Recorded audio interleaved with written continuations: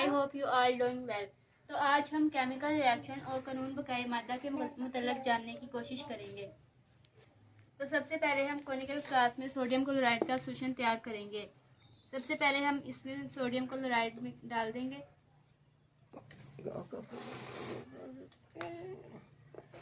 और इसके अंदर हम थोड़ा सा पानी ऐड कर देंगे।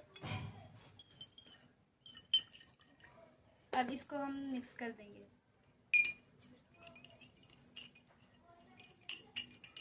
तो ये हमारे पास सोडियम क्लोराइड का सोल्यूशन तैयार हो गया है। अब हम सिल्वर नाइट्रेट का एक छोटी टेस्ट ट्यूब में सोल्यूशन तैयार करेंगे।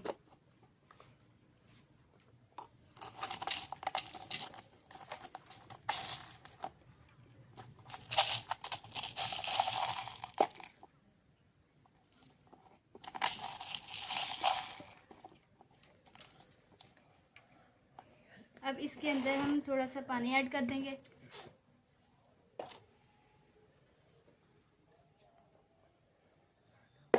अब हम इसको मिक्स कर देंगे। तो ये हमारे पास सिल्वर नाइट्रेट का सोल्यूशन तैयार हो गया है। हमने कोनिकल फ्लास्क में सोडियम क्लोराइड का सोल्यूशन तैयार कर लिया है और ये एक छोटी सी टेस्ट ट्यूब में सिल्वर नाइट्रेट का सोल्यूशन है। अब हम इसको इसके अंदर लटका देंगे।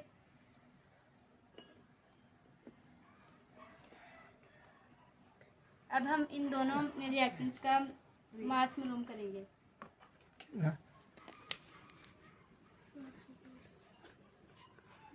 सोडियम क्लोराइड और सिल्वर नाइट्रेट का टोटल मास 204 है।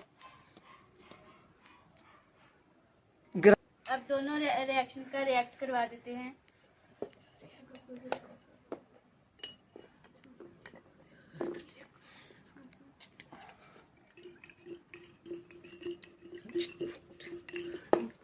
अब हम इनका मास मालूम करेंगे। इसका मास 204 ग्राम है। ये आप देख सकते हैं कि कोनिकल फ्लास्क में सिल्वर क्लोराइड सॉलिड हालत में मौजूद है और सोडियम नाइट्रेट एक एक्वस हालत में मौजूद है। आप देख सकते हैं कि यहाँ दो हमारे पास रिएक्टेंट मौजूद हैं, सोडियम क्लोराइड और सिल्वर नाइट्रेट। जब ये रिएक्ट करते हैं तो हमारे पास दो प्रोडक्ट्स बनते हैं, सिल्वर क्लोराइड और सोडियम नाइट्रेट।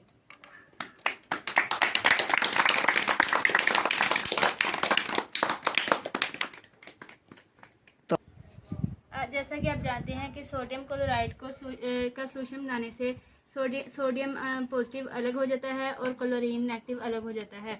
और हम सिल्वर नाइट्रेट को पानी में हल करने से सिल्वर अलग हो जाता है और नाइट्रेट भी अलग हो जाता है।